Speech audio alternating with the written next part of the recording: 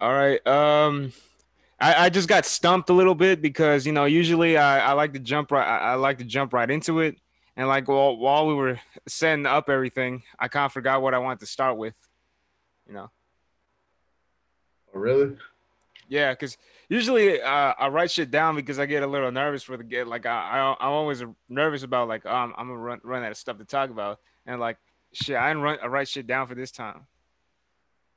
Oh, okay. I mean, does that happen to you a lot?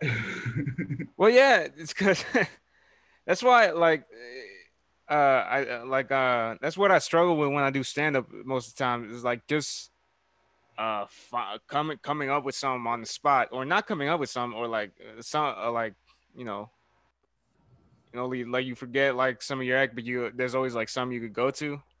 Uh-huh. Yeah. And like usually there's like some subjects that you like jump right into, and that's when you know oh man, this is gonna be a shitty episode, I can feel it. Man, you can't come in with those expectations, dog. I have I have high expectations for Man, myself, that man. makes me feel great as the guest. It's like, oh yeah, I don't want to do this, and this is gonna go bad. So, No, I think it's my fault because I knew I had some in mind. I had some in mind that I was gonna like that we could go right in and talk about, and it's automatically interesting. well, But give me I give me give me forgot an it. idea of the podcast. Like, what do you usually do on here? Do you talk about comedy? Do you talk about life? Like, what do you do? Well, usually I invite anyone, but it's mostly comics I have on here. Okay. And like, Uh, are you trying to learn something from them, or are you just like trying to get their life experiences? I'm trying to learn some. Yeah, I'm trying to learn. Um, because I have a lot of people. I barely have any Houston people on here, and I have a lot of people from LA. I think last episode I had a dude from Toronto, and Who? they've been like up and down. They've been everywhere. Like dude, Pete Johansson I had on last time, and Oh, he's been okay. on Comedy Central. He's gone to the Winnipeg Comedy Festival. He's done Just for Laughs, and it's like Well, I'm gonna tell you right now, I am no Pete Johansson. hmm. You ever heard of him or listened to him before? No, I have not. Very, I'm very like funny I guy. try to keep myself in tune with like a lot of comedy nowadays. Like the stuff that I've been watching right now the most is like New York comedians, like Joe Liz, Sam Morril, Mark Norman, guys like them. And because I like that style of comedy more than I do LA comedy, because from what I've seen, LA comedy is like a lot of act outs and stuff like that. But in New York, they they work on the jokes the most. The jokes It's are the most more important thing. yeah, it's more pure stand up. Like you Yeah. like from LA. Like one thing I have a lot of LA people on, and like most of them, they try to be actors at the same time while being doing stand up. Yeah. And like, there's always someone trying to get their own show.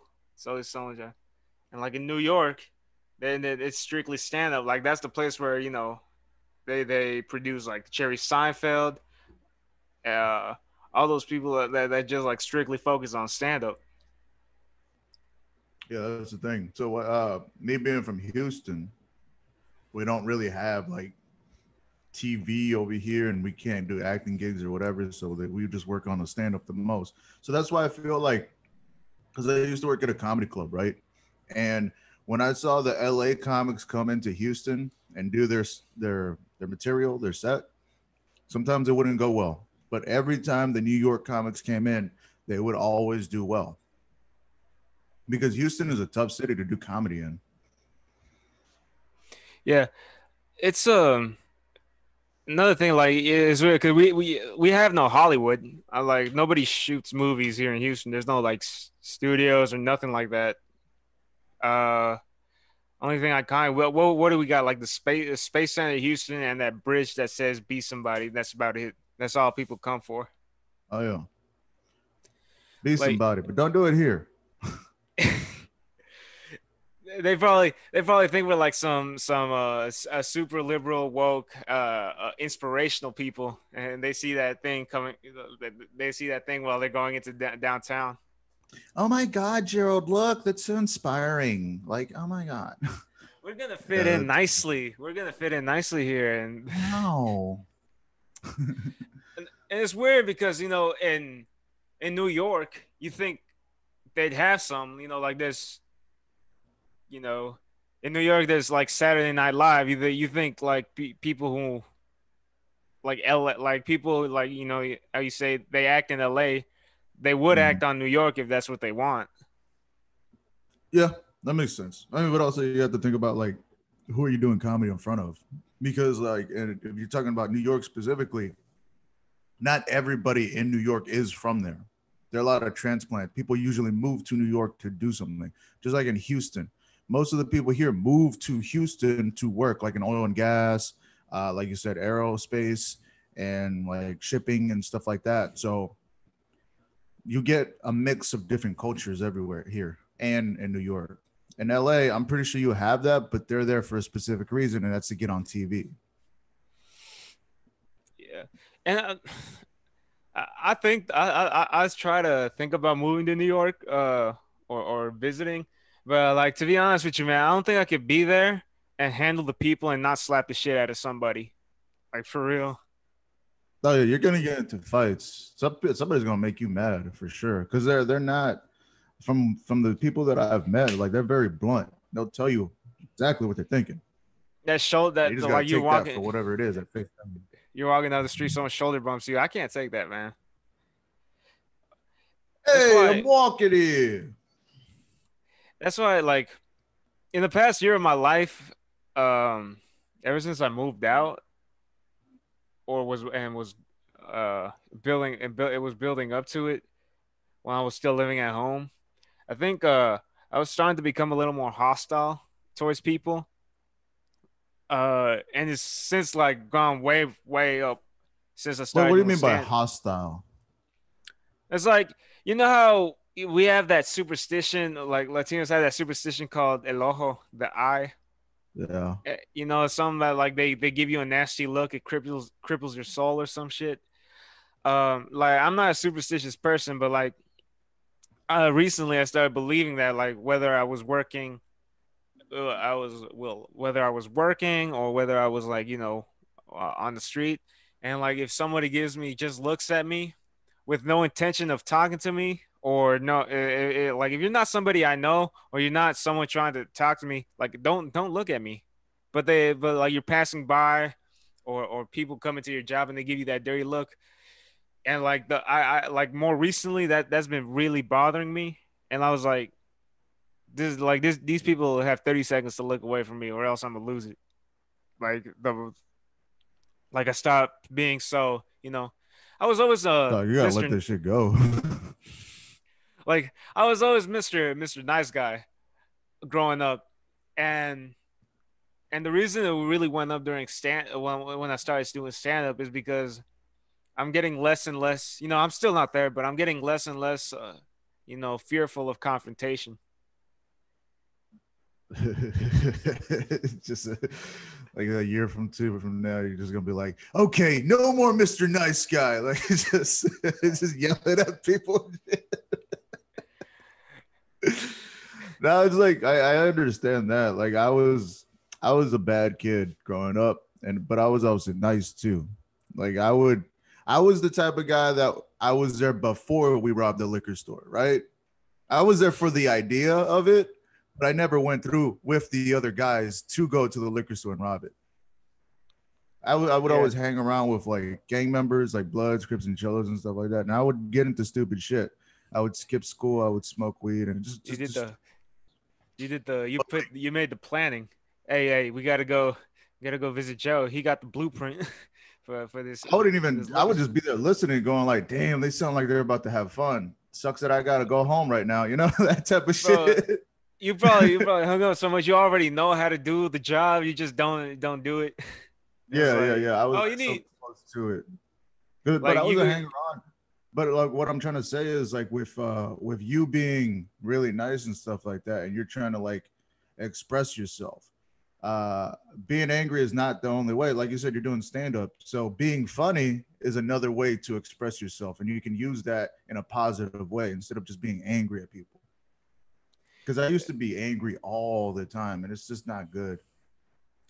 Well, I'm angry for like the reason I'm growing more mad at people in general is Like how because this turned into a therapy session instead of like a podcast now. fuck it, yeah.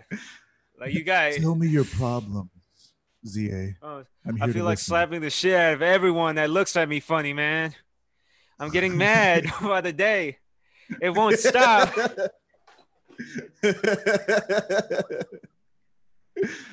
But like the Yeah, where we man. Well, usually I was like that. where it usually comes from, man, is because like ever since doing stand up, it taught me. I was always since a little kid, I was always afraid of people more than I should have been. And like now that I'm out the house, and I was like, what makes me mad is No, like, no, no, ZA. You should be afraid. You should be very afraid of people. Okay, just stay no, no, home. no, no, no. Be xenophobic. Let me tell you about these foreigners coming in. Like, I mean, like, no, like interactive, not like I'm not saying I'm gonna see a bunch of gangbangers and talk shit to them. Not that's not what I'm saying. It's like, hey, you with the high socks and the pistol around your waist. Would you Uh, say? nah, like what I'm saying is like let's say like talking to girls or like be seeing a friend group and sparking conversation. Like I'm more. I was always like very afraid because I was, and that's why I was always so awkward. And like I was a loser back all through high school, and like I felt like as though I should have embraced it, more. And I think Hey, I don't would have play. been. You're a loser now. You know that. Embrace it. No, I'm just fucking. I am, bro. I mean it, like because I had like what like you this past Sunday, you know, there was like these bunch of kids that went into the into Liberty Station, and I was like, this is a friend group, and it immediately bothered me because I know exactly, like these motherfuckers aren't kind, and Oh, like they what? They got friends? They hang out? Fucking assholes. fuck they gotta socialize around me for fucking kids. They were probably they were probably my age. I was gonna call them whippersnappers if I went on stage. They got they left before I did. I was about to go in on them, like like Yeah. what I told you, like, hey man, I counted 6 dudes and 2 girls. Can I imagine how this evening is gonna end? Oh, yeah. Some dude's fucking another dude. That's how that's gonna end. They were, it's like they splitting trains. All right, Bob, you and Greg just go into that room. No, no, no, no, no. Why I gotta be on this team, man? I got like when you Secretly, play. Bob's like, When you play pickup basketball and like you spend more time arguing about who's on whose team and instead of actually playing. No, no, no, no, no, no, no. Why you two gotta be nah? One of you gotta be on this group. We'll send you the dude with the little with the little dick. Right. that would be a good metaphor for how being gay is. Like you just keep arguing with what team you're on the whole time.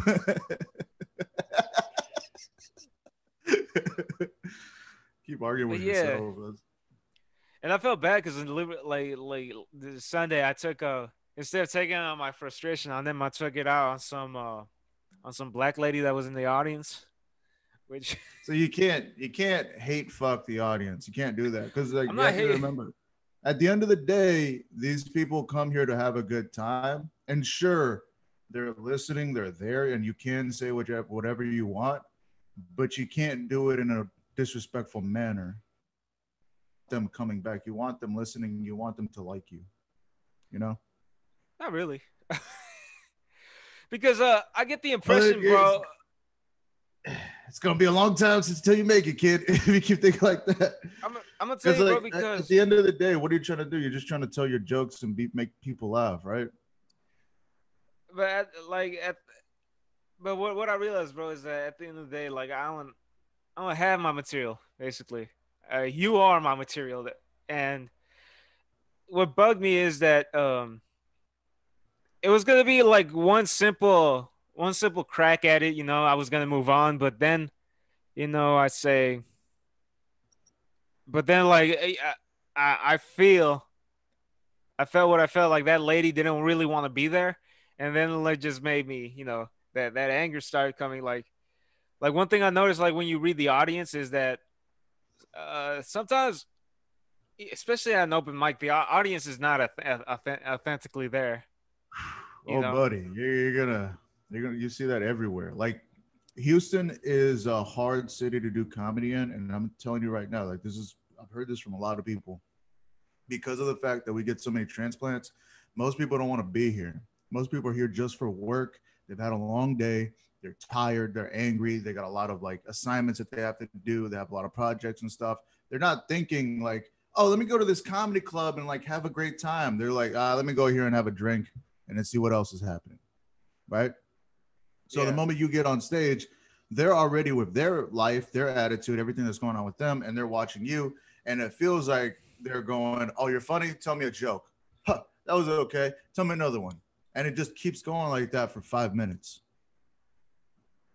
yeah So you have to take yourself out of that situation. You have to remember it's to make them laugh, but also I have my own life and they have their own life, and I can't put that against them. for sure but like I wanted to ask you what do you think what's tougher you think open mics might be tougher than doing like when you're booked for a show What? No, open mics are hella tough. Like, okay, or tough no but is that tougher than doing a show that you're booked what do for. what do you mean tougher than doing a show? Is it like harder to make like people who show up to an open mic laugh than it is to like people who buy tickets to see you to More see you? often than not, yeah, because when you go to a show, but people go to a show, they expect to laugh. They're expecting a good show. Like the open mic is just for practice. So yeah, open mics are way harder because of the fact that you have to work to get that laugh. Like specifically, my place, Liberty Station, that you guys are lucky. All the open micers that go there are very lucky because that room is already set up for comedy. It's small, it's intimate, everything's together. There's dark, there's a spotlight, there's a microphone, there's a speaker. Everything is there for comedy. There's a stage, you know. Like if you go to other places, they make their own corner for comedy, and then you're bombarding people with your jokes. Like if they're at the bar or something, then they're your only audience members. You got to talk to them to try to see if you can get their attention to make them laugh. Like Darwin's. Darwin's has always been one of the hardest rooms for me because of the fact that most of the people that go there just go to the drink, and comedy is besides that. It's something on the side. You're right there next to the bar. I went there for the first time the other last week, and like you're right next to the because like Red Yards, the bar is there. Then there's a little wall dividing them. Then like there's like a seated area, and then there's this like those are the people looking at the stage. Darwin's is just like a box in front of the entire bar. It's like the bar's right here. There's like one couch right in front of you, and then it's just like seats. Basically, you're interrupting people's dinner. It feels like. Well, I run my own show at Rutgers now, and I know what you're talking about. That room is built for setup. It's set up for comedy, and it's funny that we're talking about that because that was the first ever room I did stand up in Me too. 2017. Yeah. Yeah, like I started at Rutgers, and like the room wasn't that way before. They rebuilt the stage and everything. Because like before Mm. they rebuilt it, I was bombing there all the time. I couldn't figure out that room. But the moment they changed everything, and the first time I went back, I did great. And that whole idea of me not being able to do good in that room just went away from my head. I think it was mostly mental because I have had good sets there before, but like more often than not, they were bad. Yeah, I haven't done good at Red Yards either. I think I've been there like a handful of times. The first time you do good there, you're gonna be really happy because you're gonna be like, damn, I can't believe I did that. That's a funny looking stage though. Your feet is cut off. There's like a little Mm-hmm. border there. I It didn't just used to be don't like that, but yeah. I don't know, like I was like, I always want to basically well, like well what I'm trying to work on is basically I'm not I can't do stand up yet. I'm just a funny motherfucker, and like the shit the time where I could like be a funny motherfucker on stage is like that's when I could do good. And like I told you about this. I need to get that that wheel spinning. Anything like I could be funny, like I'm like that funny coworker. I mean, I could be that funny guy on the streets. I could be I could be the life of the party at a family reunion. But like when it comes to like when I hit the stage and I have a microphone in my head and it's all me, I need to become a stand up, and like that's what I can't do yet. I mean, it's everybody's different. Everybody has their own thing. It's like when I first started out, I was terrible. Like people used to tell me I should quit and that I shouldn't be doing comedy, that I'll never be funny. This like a whole bunch of things. But I didn't care because comedy is the only thing I've wanted to do.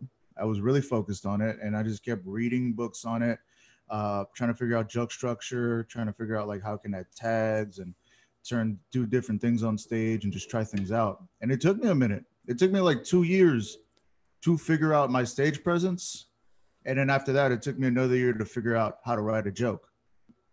So the one thing that I've realized is like not a lot of most of the people that are at open mics aren't really there to do comedy professionally or full time. Some people just do it as a hobby, which is cool. I think that's awesome because it helps you with social skills. It helps you with presentation. It helps you with trying to talk to people.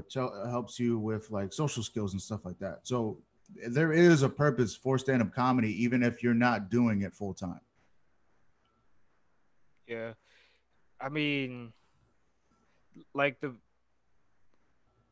I've always wanted to like growing up. I always watched people do it. I would watch Kings of Comedy. I would watch like George Lopez and all that. Then like as I got older, I would watch more people, and like there's like some humbleness to it because I watch it and like like people who generally you see and who are like horrible at it and you don't see it getting any better, or like people who watch stand-up is like, I could do that.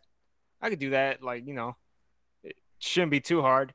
But like I always watched stand-up like as it was, I could, I can be funny, but I'm not sure I could do that, you know.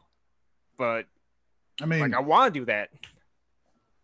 the one thing that I've heard, like I was watching a lot of podcasts before I started comedy, is once you start, don't stop.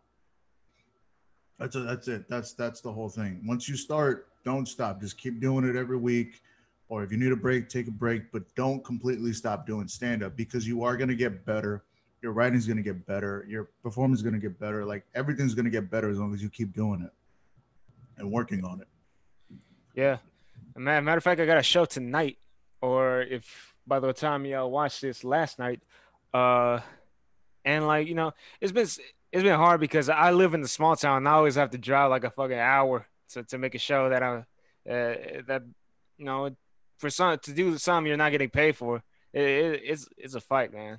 That's how it is at the start. You're not gonna get paid for anything. You're doing mostly guest spots. You're doing things for free, and you it's basically think of it as like a job interview. A guest spot is a job interview. If you kill it, you get a chance to be on the team and do another spot with more time next time. But if you don't, then you're just like, all right, well, thanks anyways. Thanks for coming. See you later. You ever try to find yourself on stage and try to challenge yourself by doing something different to see just if you can do it? Every time. I used to be really scared when I was on stage, so I would do the same set over and over and over again with the same tone of voice and not really change anything. But now that I've been doing it for a while, I've been getting really bored on stage. So before I get on, I think about like what I want to do differently. Like if I want to do a different tag or a different punchline, or if I want to say a joke a different way. Like there's many things you can do. I try to do at least one new joke every time I'm at a show. And in an open mics, I try to focus on like a long bit and see what I can change and add and all that.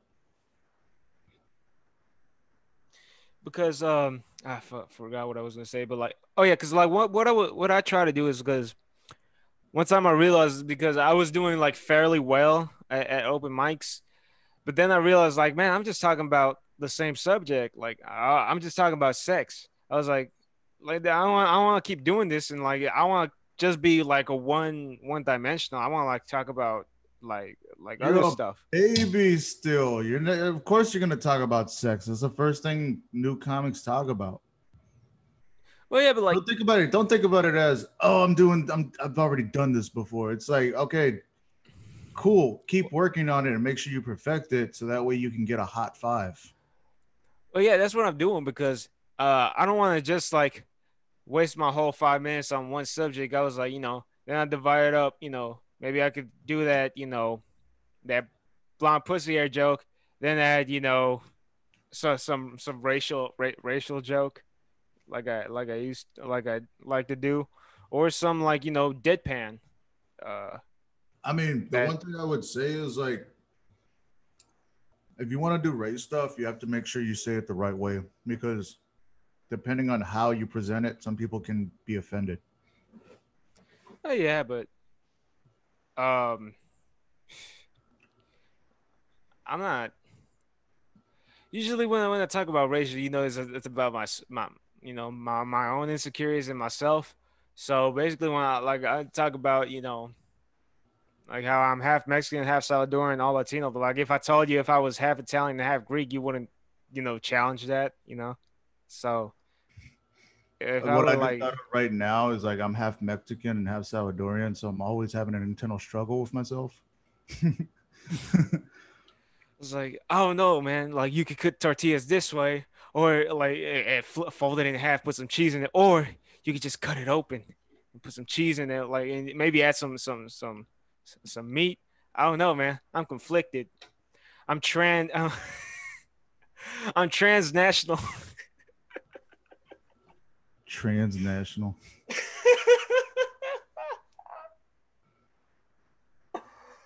Oh shit. Uh, that was for me. That was for me. Oh That's yeah, all. I Uh, can tell. yeah, fuck yeah, man. You gotta make yourself laugh at times. Okay, I'll give you that. Yeah, I do that all the time. I do dumb jokes that I think are funny.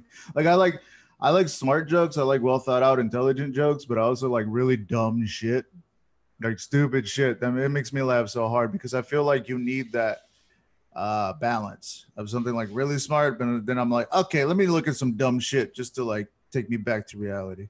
And, like, I tripped over my dick the other day, and you know what that's like, right? Yeah, I do. Yeah. Actually. Yeah. I, tried, I pulled that shit for the first time this past Sunday, man. Like I was surprised it worked. It's like you ever have like someone and like you ever have a joke and like you're doing stand you try to play it out in your head many ways and like you feel like it's going to work. Then it's like you try it on stage and it's like it's such a bummer, man, because it didn't work like you always met like you always thought it would. The one thing that I like to do sometimes is like I like to say something like really weird or obscure, and then I look at one audience room. I'm like, this guy knows what I'm talking about, and it's usually the guy going like, mm. That's But that's something that makes me laugh though. that's such a cliche, bro. And That's what I'm when saying. I'm It's funny because it's hack to me. It's uh, like it's a meta thing. I know like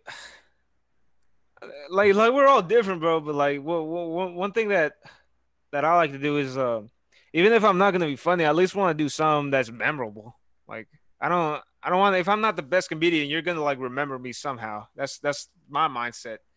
Of, like whether it be a joke or whether it be like how I behave, or it's like I just want to make sure that I stick into your head far enough that you remember me.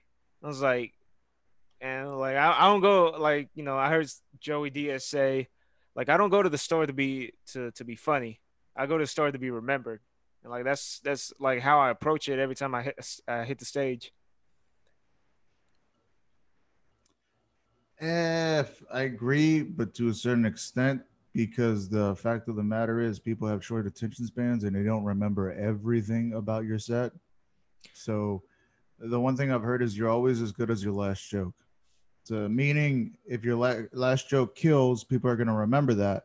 They're not going to remember the joke. They're just going to remember the feeling that they had when you said that joke. And then afterwards, they'll come up. They're like, "Great set, man." Da da da. This da da da. But yeah, Yeah, well, I mean, not remember the whole set, but like remember some.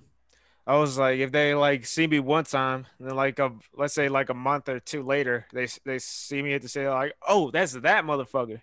That's basically what I'm talking about. I mean, I've had people repeat my jokes to me after listening to me. So yeah, I kind of get that. But, yeah, but like, what bothers me is like when you're at a show and like they're not laughing, like the audience. And I've seen this before. Like they're not laughing. They still think it's funny that they're sitting with their friends and they're repeating the joke that was just told to their friends while smirking because they found it funny, and like that's like and that really, like, I saw that happen next to me while I was waiting to go up. I was like you slick bastard, like I'm getting mad again, hold on. uh but yeah. Okay, Bruce Banner, calm down. Bro, the audience just bothers me, man. I fucking hate the audience. I want to love them. I want to have a career, man, but I You fucking want hate them the to love audience. you. You want them to love you, man. I want them to love Let me it like out, my father. ZA. Let it I out. Come want on. This is I therapy want the session with Joe. I want them to love me like my father loved me. Like they don't And there we have it. shit. A breakthrough. Please don't cry.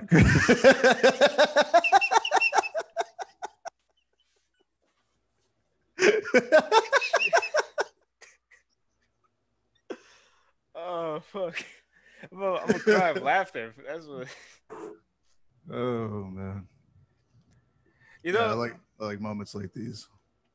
These You moments are ever you ever feel like you're getting too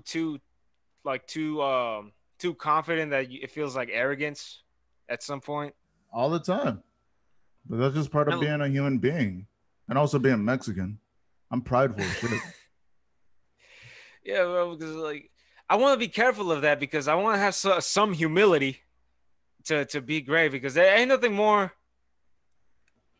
annoying than when you see like a guy doing his thing up on stage and he's fucking terrible. He's doing terrible, and But it's not in that his he's bad. mind, he's thinking, "Oh, I'm doing great right now. They're loving this. Yeah, I'm the man. I'm the funniest I'm the guy. I'm the shit." funniest motherfucker in the city. Like, Yeah. but I try to like really steer away from that because I'm watching SNL and I'm like I could be the funniest motherfucker on that show. I was like, oh fuck, you gotta shut the fuck up sometimes. Like I'm Nah, hell talking to no. That myself. is way too difficult. If you think stand up is hard, fucking improv is hard. It's very difficult. Like I go into an improv school saying like motherfucker I can do this shit. I went to an improv class one time. This was when I first started stand up. Like before I started stand up, I was thinking maybe I should do improv or stand up comedy. So signed up from an improv class, and the teacher was telling us all these like games and stuff. And then it was my turn on this one game where you just it's a yes and thing, right? So you say something, the other person's like adds to it and stuff like that. I've never done improv before, and I wasn't good at yes and, so I'm just up there and I'm just talking shit and I'm just making these people laugh. And the teacher was like, no, no, no, all wrong, just get off, telling that to me. And I felt kind of bad, right? And then afterwards, there was this show that they had, and the students who did the class were able to perform on the show. And he comes up to me, he's like, just stand back when the show's going on. You're fine. And I was like, you know what? I'm doing stand up now. Fuck him. That's just saying. Same happened to me, but I was in sixth grade. I took like some theater arts class, and like I fucking hated the teacher, bro, because and I was always the weirdo kid, man. Like no, like no, nobody fucked with me. Everyone always picked on me. The teacher never did. and like the teacher even messed with me, man. Like you said, chill. And I think that's why I never. Maybe if it all went smoothly, I'd be like a total I'd be some like L.A. actor comedian or some shit. But Now that's just arrogance right there.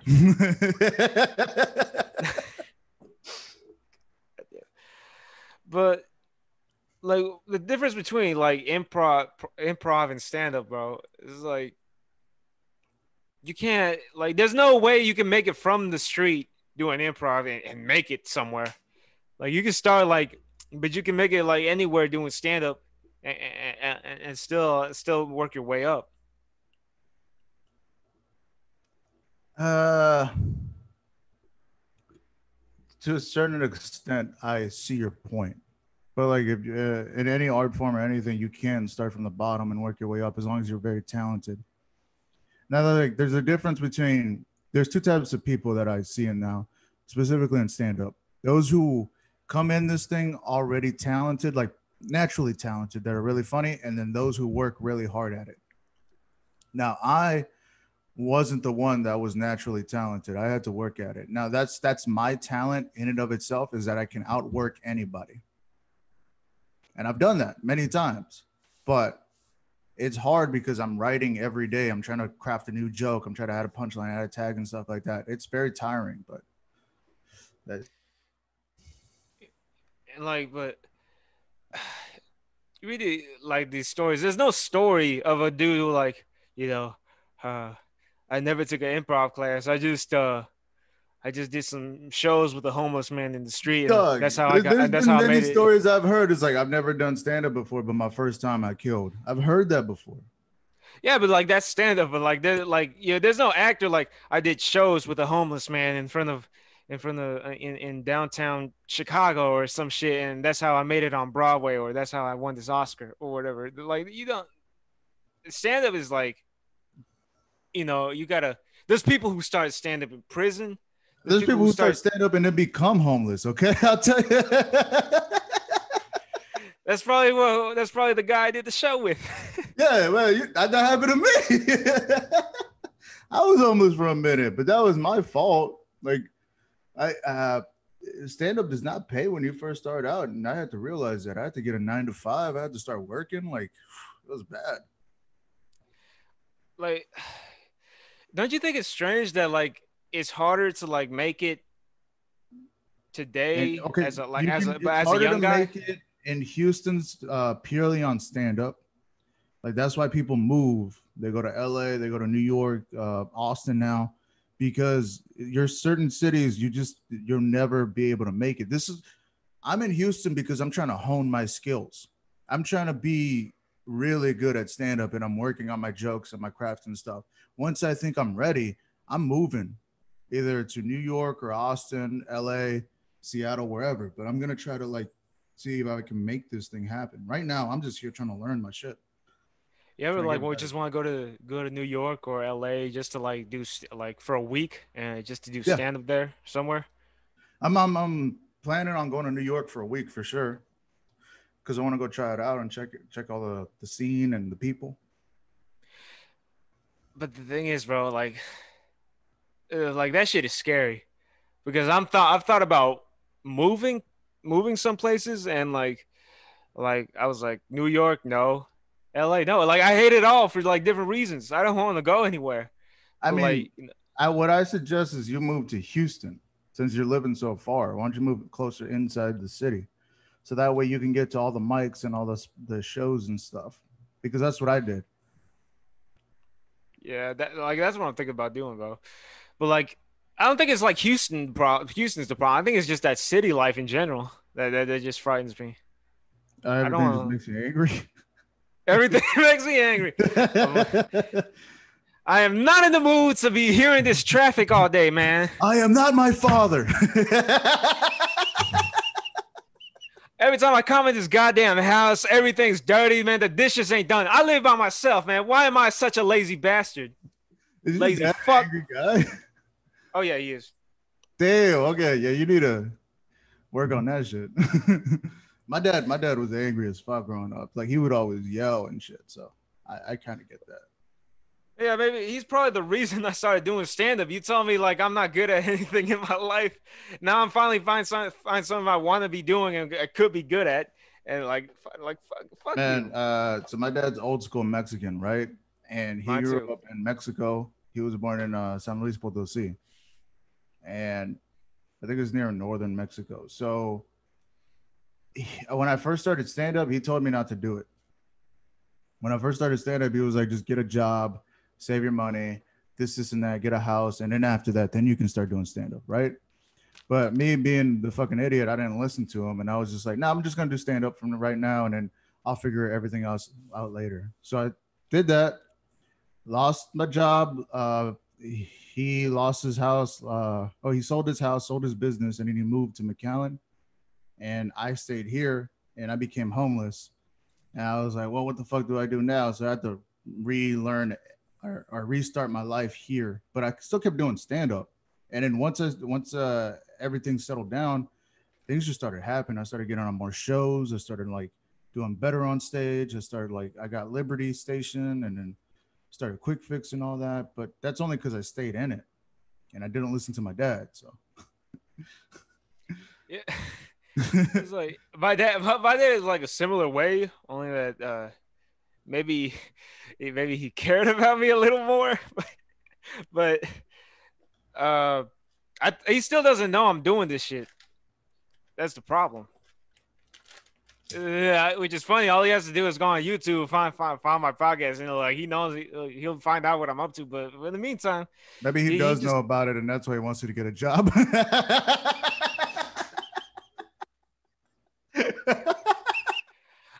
bro, I'm working, bro. I got a job. I got a job, man. But like I got it.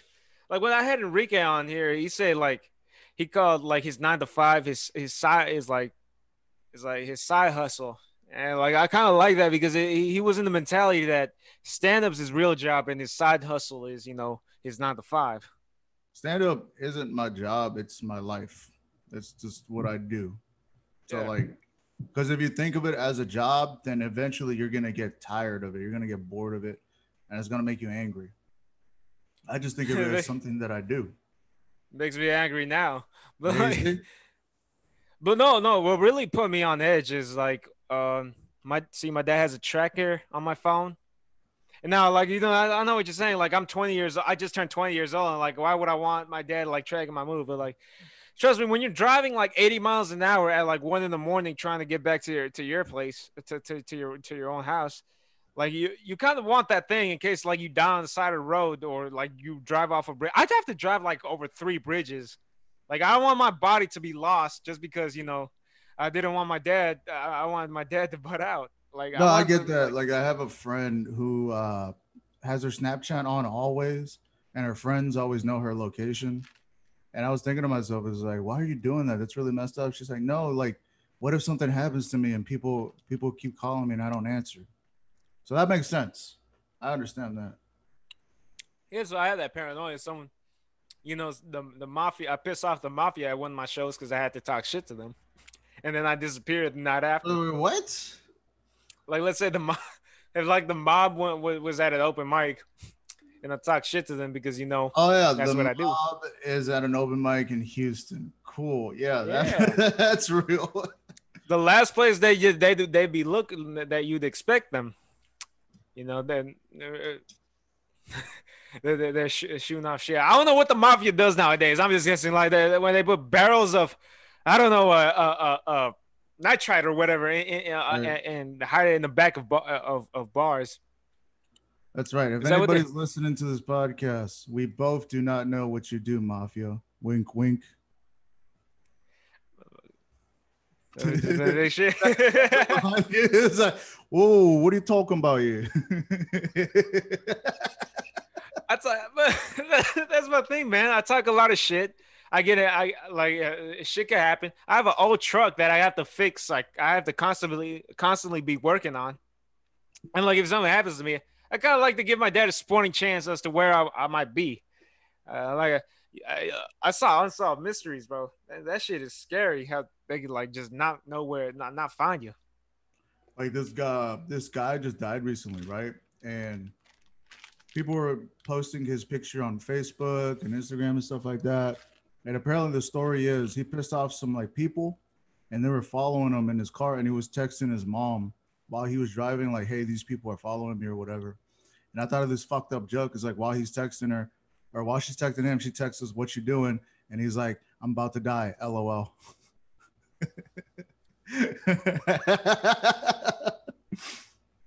Was it too soon? Or It is too soon, but fuck it. My brain always goes to the joke for some reason. Like every time, even if it's like a messed up thing, I've always been like that as a kid. If it's something like really horrifying, I'm always like, "Where's the funny in this?" Immediately. no, you're at Liberty Station. You see out the window there's CSI on there, and then you you start talking shit about. I guess it's a great day to die today. Yeah. And here comes you're doing commentary. Here comes the guy with the chalk line. Oh Oh, man, it's about to be a bloody Sunday. yep. Where's the guy that looks for the cum?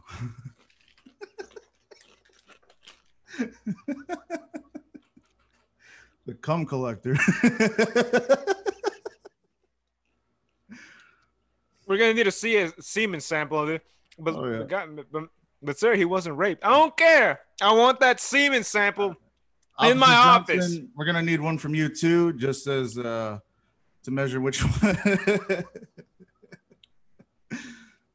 And by the way, everyone's getting urine tested this afternoon. So Oh, that's funny. yeah, man. But yeah, man, my thing is mainly talking shit. I mean, I talk. If I were, Trust me, I talk shit all the goddamn time, and I sometimes I'm surprised that I don't get my ass kicked that often because I say Yeah. some stupid shit. Like at Liberty Station, after everybody's said, I was just talking shit about them. wasn't there an incident like a week, 2 weeks ago? Like like people at the bar, like they're talking, and then like you try to keep them down. Wasn't there like some that happened with you and the lady or something? I can't. I didn't see the whole thing. What do you mean? I don't know. Some lady was like snapping at you or whatever. Or something. Oh, there's a lady over there. I don't want to say bitch, but yeah.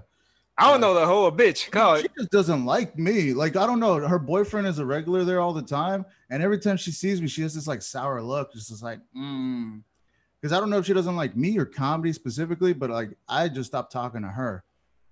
Because like she is a bitch. Ugh, that's tough. Yeah, it's a Uh, tough thing, specifically when I'm running my own room and there are people that have been there for a while before the comedy started. So I can't really do anything about it because I don't want to cause a scene and then have the manager like say something.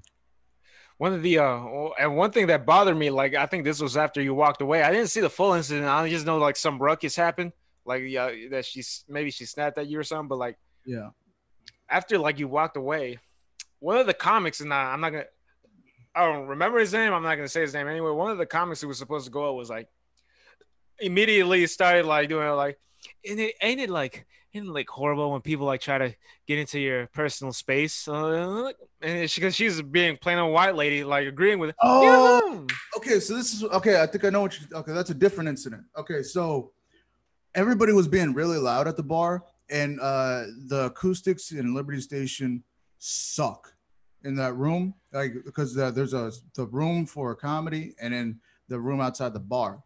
So there's no door, so you can hear everything that's going on in the bar, and because the acoustics are so bad, you can hear it inside the room. So sometimes when it gets too loud, I go outside and I ask people, hey, can you please lower your voice? We have a comedy show going on. I would appreciate it. Thank you. So there was this couple with two people, one white dude, the white chick, right? And I go up behind the white girl and I tap her on the shoulder. I was like, hey guys, can I? And the moment I tap, she's like, don't touch me. Don't touch me. Don't leave me alone. Don't touch me. And I was like, yo, what the heck is going on right now? I got scared. And so I was just like, okay. And I just walked away because so what I'm assuming is something happened to her recently and it put her on edge. And she doesn't like being touched. And like sometimes sometimes I do that tap or something, just like, hey, how's it going, guys? But like, I do understand why some people would feel a certain way when I do that. Dude, I don't know. I think she might have been autistic. because I don't know. I think something happened to her personally, where somebody like did something to her or touched her the wrong oh way, shit. kind of like on edge about it.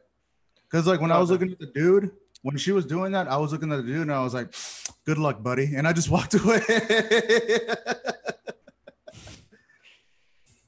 No, because I think I know something about that. Like I'm mildly autistic. Like every time we were taught you were there this time. Like I think you remember this. We were talking with it was you, me at the bar, and I think like Sherry just came out the room at Liberty Station, and like then we started talking like about some or whatever. She was telling some story about her and her friends the night out.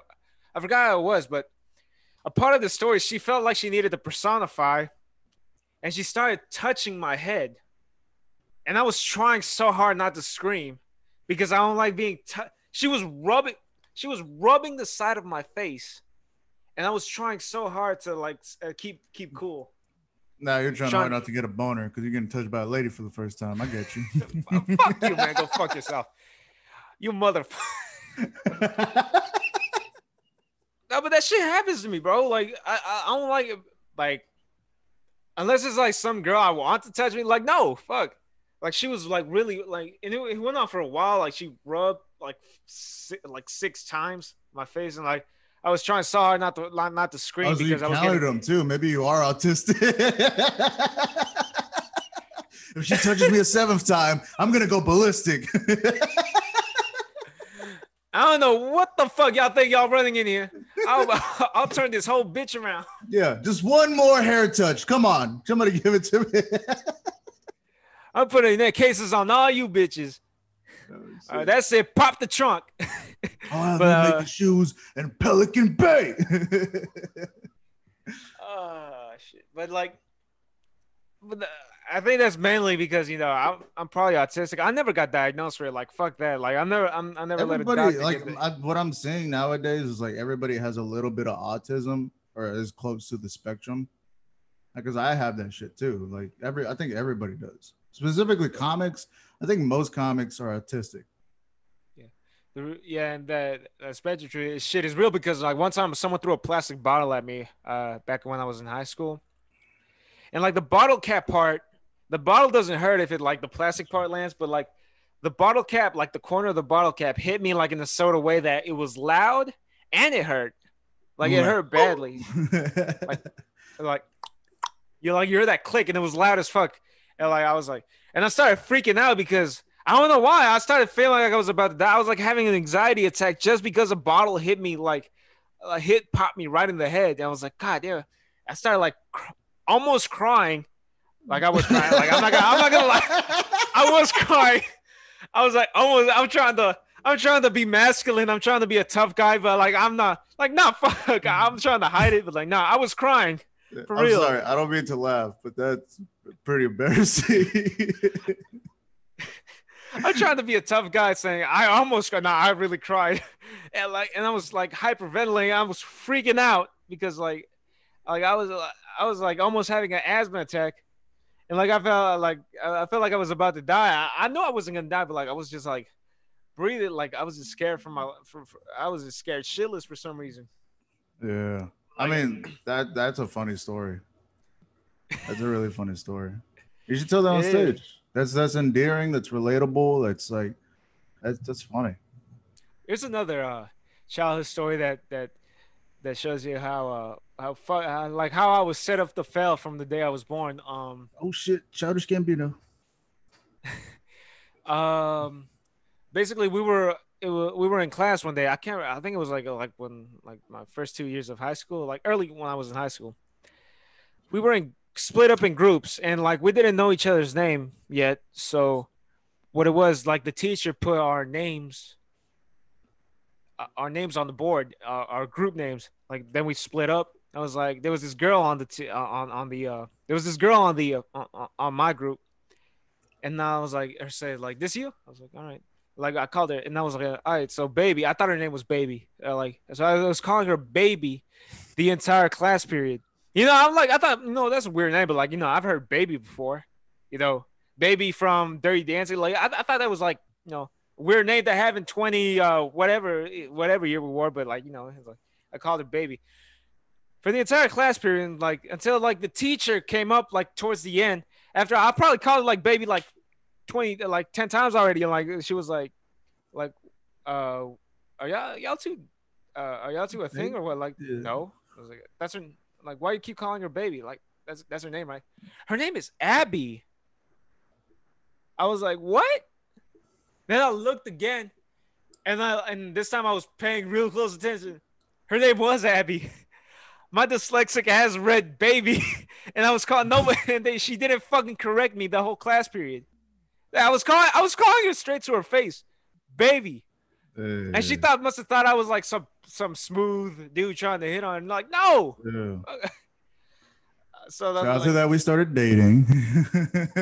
oh no, shit. Like she thought I was a weirdo for the rest I of the bet she school year, did. but I bet she did. You know what you should have done? I know it sounds kind of dumb, but you should have started calling everybody baby.